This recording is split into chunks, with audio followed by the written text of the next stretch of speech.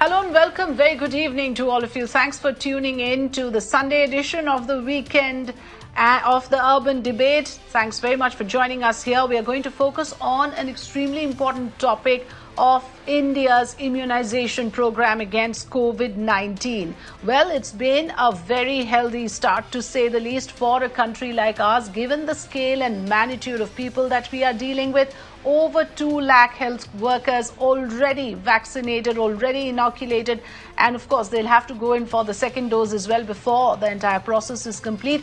But what is significant here is that one would have to be blind not to see what a significant milestone this is for a country like ours. For over almost a year now, people have been confined. Many are feeling grounded. Now there is a ray of hope that normal life can resume. The beginning is here already. It has kick-started. There are, of course, questions. There are, of course, a lot of issues around whether we have the correct information or not with regards to the adverse effects. That is going to be the thrust of the show this evening, where we are going to bring you some clarity and transparency.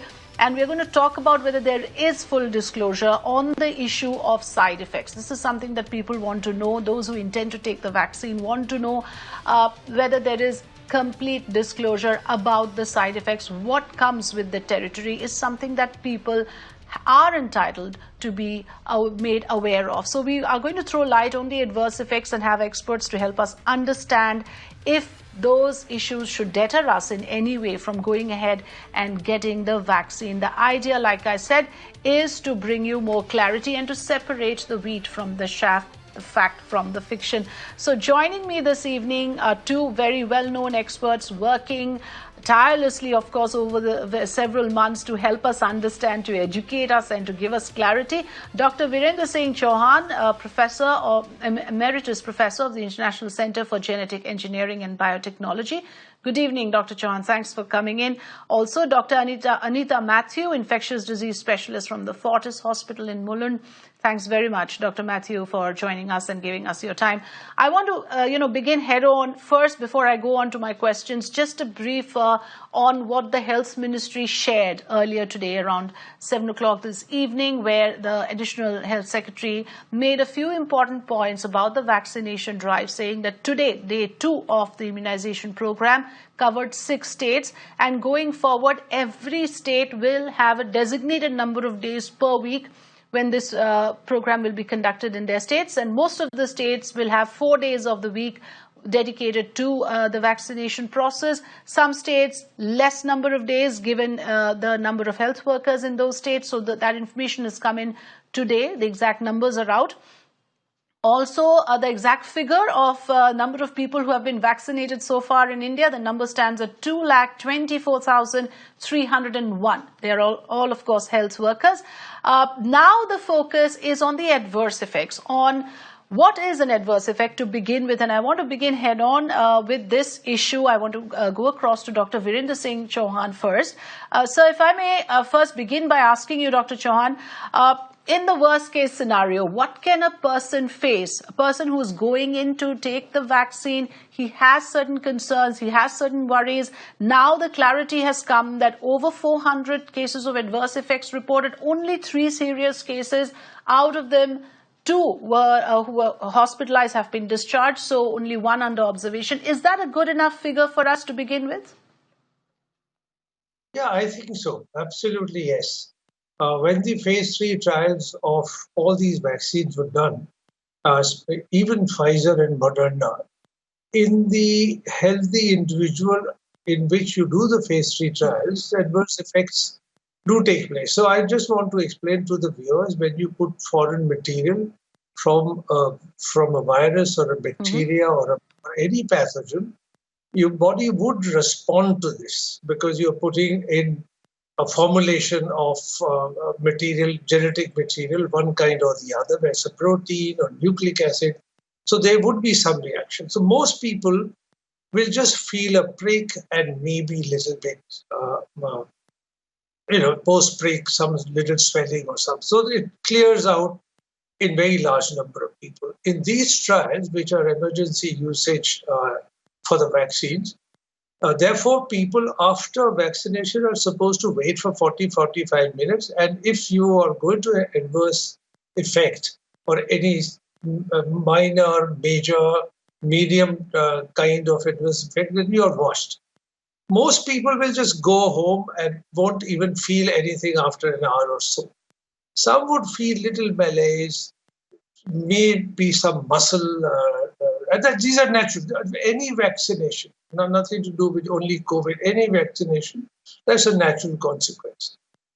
Adverse, so the Moderna and Pfizer data, which is made public, the up to 2%, their adverse effects were 2 to 2%, which is very normal. And these are disclosed already.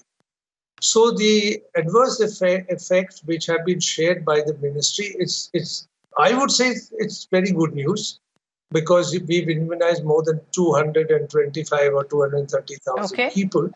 This would be very normal. The serious effect, very quickly, I'll just take a minute. What is a serious adverse effect? If you have fever more than 104, then it is considered a serious effect of even a mild feeling of stroke or something more serious, where you immediately need attention or hospitalization. And this is on the app in every country. So you need to report immediately. I just go back to what I said. First 45 minutes you watch. If anything seriously happening, you are attended to. And if you go home and then you feel something, you immediately have to get to your app. And I think there's enough preparation done that you will get immediate attention. So this is second day of immunization. I think broadly it has... Dr. Anita Mathew, if I can come on the point of serious side effects, Dr. Chauhan, I'll come back to you again for more clarity. I want to bring in Dr. Anita Mathew as well to understand one point which the Health Ministry also made today, that it will be critical to actually make a distinction on if at all a person has an adverse impact, whether it is directly related to the vaccine or not. Now, as a specialist in infectious diseases, what exactly would you say to people who are worried whether they can get these kind of side effects, and how would one identify whether it is related to the vaccine or not? So, if you would look at it, if you have taken a particular vaccine and within the next 24 to 48 hours, if you get any kind of a reaction, when I say a reaction, it would be generally in the form of either pain at the site of the injection, or you would be looking at body ache, generalized body ache, low-grade fever, some amount of chills which people can experience after taking a vaccine, or a headache or a fatigue, and it has all come in after 24 to 48 hours post-vaccine. It's more likely to be related to the vaccine than otherwise. If you're going to look at anything beyond 48 to 72 hours, then it's more likely that it could be something else other than the vaccine as well.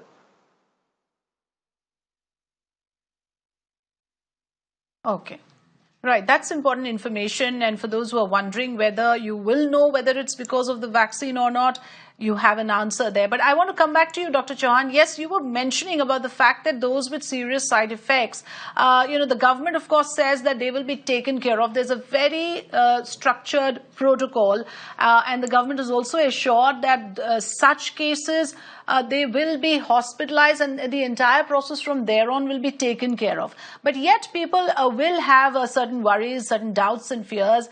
For instance, in Delhi, out of 4,000 people vaccinated, 52 have reported side effects. Now, the nature of the side effects, like you were also emphasizing, is important. You've listed a few, but when we talk about serious side effects, what exactly comes with the territory? What do we really mean by serious side effects? So as I mentioned, one of them would be a very mild, let's say you feel a stroke or you can't breathe, or you're having a serious breathing problem. Any fever more than 104 degrees would be considered a serious adverse effect, and you need to report immediately. And government and all governments, not only in our country, all these vaccines which are being given out, and so far as I mentioned earlier, all these vaccines have been purchased or brought in by the governments from the manufacturer directly. And I think there's enough information already, and today was given, that anything vaccine related goes wrong, I think the government in this case will take care of it, and the cost will be borne by the system. I wouldn't say government, but the system. So it's the total responsibility of the vaccination machinery to look after the people who have. Yes. Every country, everywhere. It's just that I think we need, if I'm vaccinated and I'm feeling much worse than I should feel, and this information is out. If you have slight fever, little body ache, you're not going to, but these are very common things, so don't worry. But anything beyond that serious, you immediately report, and you will be, or you should be attended to. And I have absolutely no issue. I think they will all be attended to. As in the case, 3 people were attended to, 2 have been released already, and 1 is in the hospital and feeling fine. Okay. So yes, those are, of course, encouraging figures, encouraging results, and the confidence building, like we've been talking about how the government is trying hard to instill that sense of confidence in these 2 vaccines. But we will go into each of them, the Covishield and the Covaxin. We will also talk about the kind of inputs coming, the kind of reactions coming from people. There are skeptics and doubting Thomases who say, well, I trust my own antibodies, I'm not going to take the vaccine. We will have the experts tell us what they would say to the skeptics. But before that, let's quickly listen in to what the Health Ministry said in its briefing earlier today. Total beneficiaries who have been vaccinated till today comes to 2,24,301.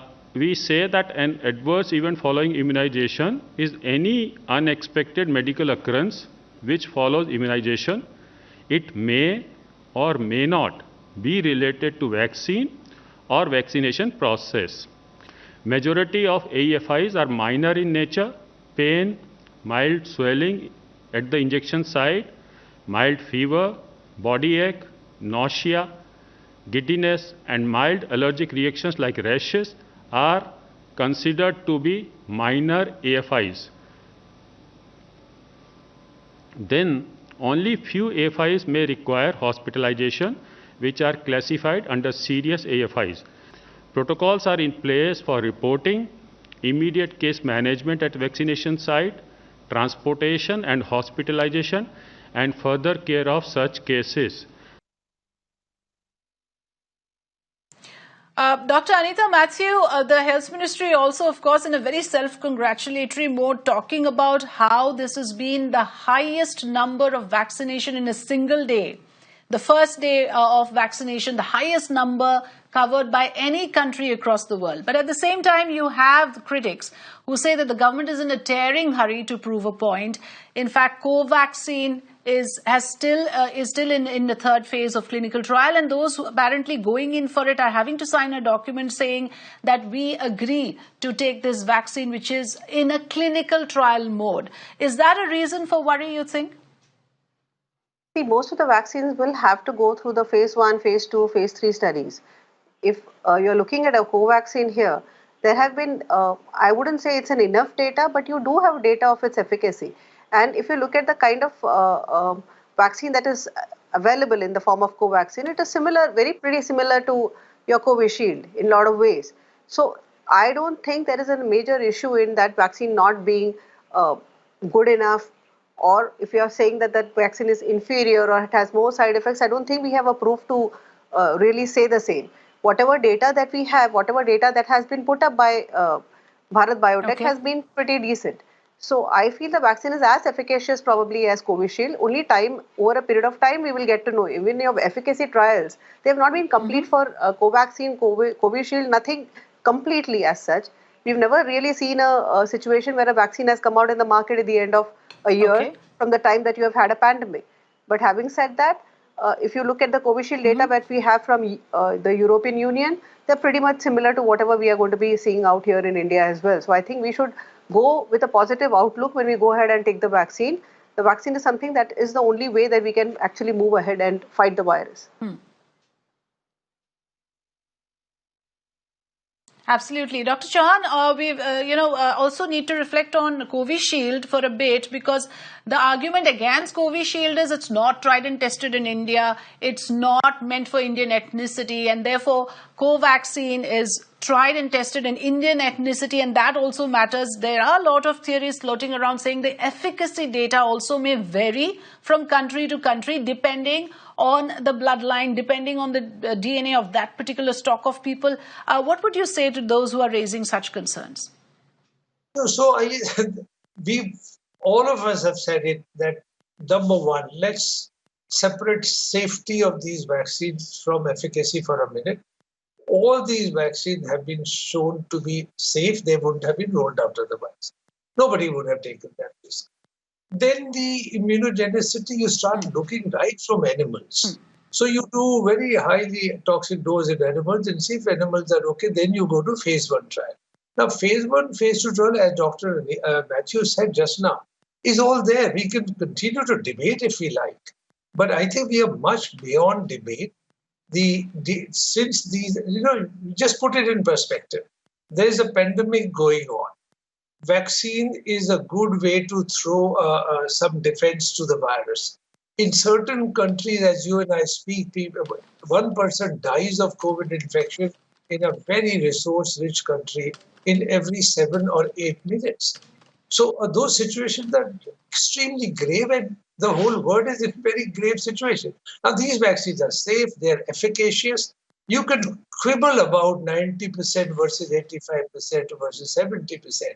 And when you roll out even Pfizer or Moderna, which have shown 94, 95, 94 and 94.5 have been calculated on very healthy individuals on a very small number of events. So let's say, for argument's sake, these vaccines are 70 or 75% overall. So fine, let's roll out these vaccines. The WHO in August or September, when was setting baseline benchmark, which vaccines will go forward after phase 3 trial and which should not be rolled out, the level was put to 50, 55%. And these vaccines are definitely more than 50, 55%. And we'll soon find out. No damage will be done. Results will be out. I think I'll stick my neck out, these vaccines will be about 70 to 80% or 65 to 80%. That will be the range. And this need to be calculated, even for Moderna and Pfizer. Okay. Dr. Matthew? Yes. Right. Yes, of course, that clarity is extremely important, because sometimes these numbers are thrown at us and we don't know how to interpret the meaning of it all in the larger context. So, Dr. Matthew, again, a very simple question to you. There are, of course, people who are skeptical about this process, and much as the government is trying to build confidence, there would be 1 or 2 people coming out and saying, I doubt this will work on me. I'd rather depend on my own antibodies. As a specialist, what would you say to those people? So you would develop an antibody only by 2 methods. Either if you take a vaccine, or else you have to get infected. Your antibodies are not going to be present with you for a COVID infection unless and until you either go through one of these 2 processes. So it is easier to go through a vaccination than going through an infection. The infection is not predictable. Let me underline that particular statement. If you had a predictability to a disease, it is easier to go through a disease. When you have a disease wherein you do not know the final outcome or how badly it's going to infect your lungs, then I think you're better off with a vaccine. So I would say that the way ahead is actually going to be a vaccine, then a natural immunity. So let me just add to that, if I may. Yes, sir. Okay. So let me just add to what she's absolutely right. Natural immunity also, if let's say I got COVID, but the extent of antibody titer or how much antibody I've created, I do not know. How quickly the antibodies will wane off is still a guess. People are saying, well, there are some studies 3 to 4 months, 4 to 5 months. So it's safer, and to my mind it's necessary, because you don't even know the outcome of when you got infected. I know for sure cases in Delhi.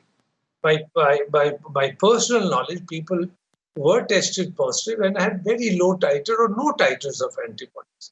So I don't want to confuse the issue that if you get natural infection, of course you develop some sort of antibodies. Will there be enough to protect you? from severe disease. And I just want to emphasize that point, so that has been clarified many times before, that the promise of these vaccines after 2 shots is really to protect you from severe disease. Nobody has said that probably you'll get infection, probably you will give, but these questions will be answered when we roll out these vaccines at a very large scale. I would just finally say that whether you are exposed or you haven't been exposed, if you trust in vaccine, go ahead and take vaccines. Don't hesitate. Okay, don't hesitate. The process of taking the vaccine has got far less of a risk than exposing yourself to the virus, which, like Dr. Matthew also said, could have far more serious repercussions. So depending on your natural immunity, and being complacent at this stage may not be in your best interest. Dr. Matthew, did I get you right when you said that? I also want to ask you that, one of the very common queries in the mind of the people is that we do not have a choice which vaccine is allocated to us, yet everybody has an opinion on one vaccine being better than the other. Where do you stand on that? So as of now, I cannot say that Covishield versus Covaxin, one is better than the other, because as I said, we do not have complete data if you're looking at in that particular sense, which is, as Chauhan sir rightly said, we do not have the efficacy data, we do not have, the data which will probably come out at the end of about a year or two. But if you look at prima facie, both the vaccines, I think they stand head on. There is no vaccine which is one better than the other. They both are on similar lines. Okay. They are both acting on the spike protein, which is what we are looking at in terms of the method by which the vaccine is going to act in your body. And I think there it stands. It's head on. Both of them are decent enough to be taken.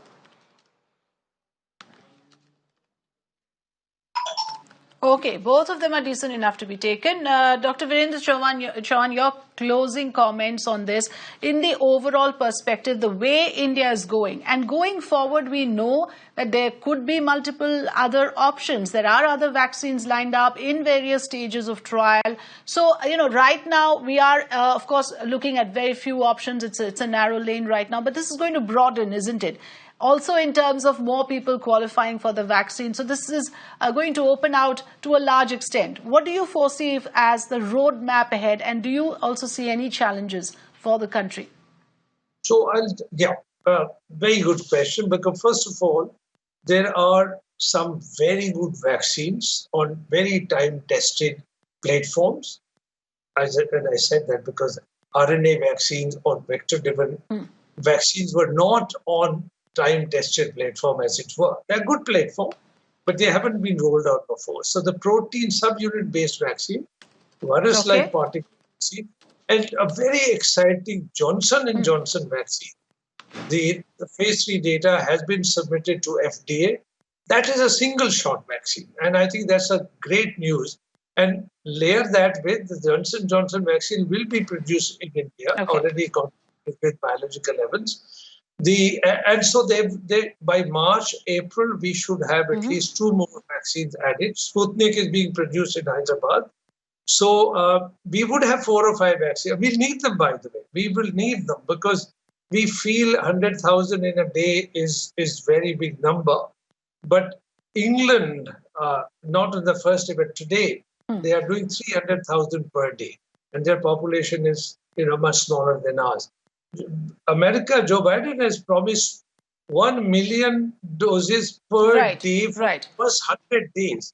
So our numbers. So therefore, the challenges that we have faced were far greater. Like you said, the population, the magnitude of the population that we are handling, to prioritize the population depending on the stockpile immediately available and then to roll it out in this manner. I thought that it was rather systematic the way we began. It's a very good start, but again, let's not get complacent. Let's follow the guidelines through and let's understand the issues that have been raised and whether you need to worry about these things or not, and not fall into the kind of misinformation spreading around the side effects.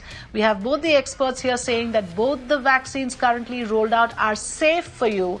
It's better for you to go ahead and vaccinate yourself rather than depending on your own body immunity. That may not hold you in good stead in the long run. So this is the larger view that has come in through the discussion. Thank you very much, Dr. Chauhan and Dr. Matthew, for giving us your informed opinions.